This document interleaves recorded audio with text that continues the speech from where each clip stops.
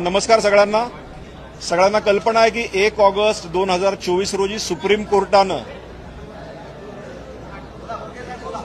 1 August 2024 रोजी supreme कोर्टानं जो आदेश दिला होता त्याच्यामध्ये आपले महाराष्ट्रातले माजी सरन्यायाधीश माननीय गवई साहेब सुद्धा होते त्या खंडपीठामध्ये आणि त्यांनी निर्णय देताना असं सांगितलं होतं की अबकड वर्गीकरण आपण आपल्या राज्यांमध्ये अभ्यास करून जाहीर करू शकता।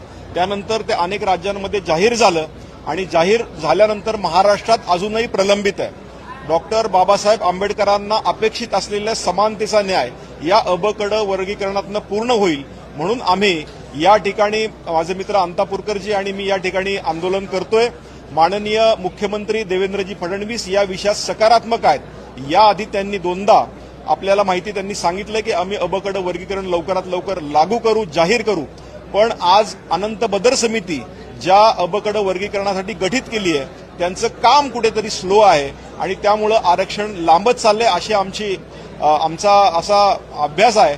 त्यामुळे आज रस्त्यावर आज अनेक ठिकाणी महाराष्ट्रात अबकड वर्गीकरणासाठी आंदोलन होत आहेत, परंतु आज हाच आवाज आम्ही विधानसभा आणि विधान परिषदेमध्ये उचलण्यासाठी आम्ही पायऱ्यावर बसलोय। हे अबकड वर्गीकरण येत्या काळामध्ये लवकरात लवकर जाहीर करा अशी आमची ठाम भूमिका आहे, ठाम मागणी आहे आणि ही भूमिका आज सरकारपर्यंत पोहोचावी, सरकारला या विषयाचं गांभीर्य कळावं म्हणून आजचं हे आमचं आंदोलन आहे।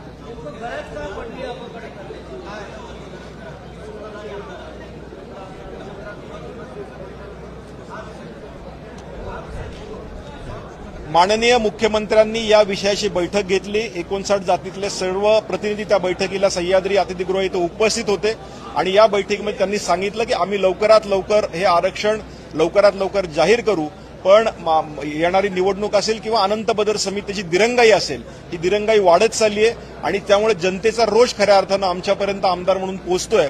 म्हणून आमचं काम आहे की सरकारला वेळोवेळी या विषयात जागं करावं आणि लवकरात लवकर हे उपवर्गीकरण लवकरात लवकर जाहीर करावं। आज जो समतेचा न्याय आहे, आज 59 जातींपर्यंत सर्व स्तरावर खऱ्या अर्थानं जो डॉक्टर बाबासाहेब आंबेडकरांना अपेक्षित असलेला जो घटक आहे खऱ्या अर्थानं तिथपर्यंत पोहोचलेला नाहीये आणि आज हे आरक्षण सर्व स्तरापर्यंत जर पोहोचलं तर सर्वांमध्ये समानता येईल म्हणून हे आरक्षणाची गरज वाटते।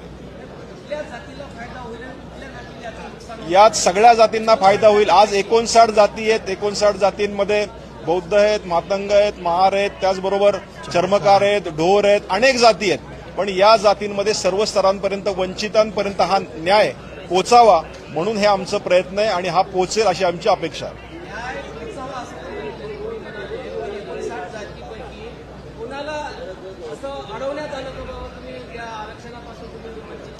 कुणाला अडवण्यात आल्यापेक्षा अभ्यास गट आमचा जो निर्माण झाला होता किंवा जो खंडपीठाने निर्णय दिलाय त्याच्यामध्ये अनेक अशा सबकास्ट आहेत की ज्यांच्या घरात शिक्षण पोहोचलेलं नाही, ज्यांच्या घरात शासकीय नोकऱ्या पोहोचल्या नाहीत, तिथपर्यंत हे आरक्षण पोहोचल्यानंतर त्यांच्या घरात खऱ्या अर्थानं आरक्षणाचा फायदा होईल म्हणून हे आरक्षण अपेक्षित आहे।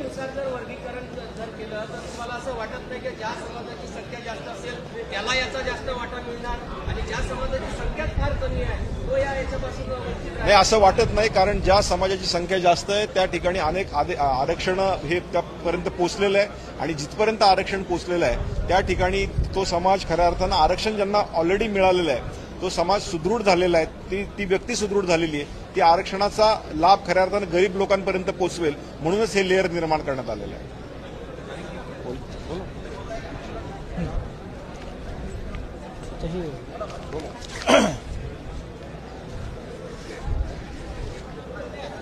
राज्याचे मुख्यमंत्री सन्माननीय देवेंद्रजी फडणवीस साहेब यांच्या सोबत या ठिकाणी आमची मागे बैठक झालेली होती। त्या बैठकीमध्ये अतिशय सकारात्मक प्रतिसाद हा आम्हाला राज्य सरकारच्या माध्यमातून त्या ठिकाणी आम्हाला मिळालेला होता। अनंत बदर समिती जी आहे या बाबतीत जी सरकारला शासनाला जो अहवाल देणार होती तो देण्यात कुठेतरी या ठिकाणी दिरंगाई होताना आम्हाला सर्वांना या ठिकाणी दिसत आहे आणि ती दिरंगाई लवकरात लवकर कमी होऊन टाळून ती लवकरात लवकर शासनाला तो सकारात्मक अहवाल या आरक्षण अबकड वर्गीकरणाचा देण्यात यावा हीच आमची या ठिकाणी मागणी आहे आणि ती निश्चितपणे मागणी पूर्ण होईल याची आम्हाला खात्री आहे। परंतु जो अहवाल उशिरा पोहोचतोय तो जास्त वेळ लागू नये हीच आमची या ठिकाणी मागणी आहे। लवकरात लवकर तो अहवाल शासनाकडे द्यावा आणि 59 जातींना या ठिकाणी न्याय मिळावा हीच आमची या ठिकाणी अपेक्षा आहे. हा प्रश्न राज्यापुरता नाही, हा संपूर्ण देशाचा प्रश्न आहे. अनेक राज्यांमध्ये मगाशीच सांगितलं संपूर्ण देशासाठी होईल. खंडपीठाने सांगितलं की नाही मगाशीच मी सांगितलं की खंडपीठाने सांगितलं की आपण आपापल्या परीनं राज्यामध्ये हा निर्णय घ्यावा. हा प्रश्न आमच्यासाठी महाराष्ट्रापुरता जरी असला तरी तुम्ही म्हटल्याप्रमाणे सर्वोच्च न्यायालयाच्या निर्णयानुसार अनेक राज्यांमध्ये ऑलरेडी हे वर्गीकरण झाले आणि काही राज्यांमध्ये बाकी आहे.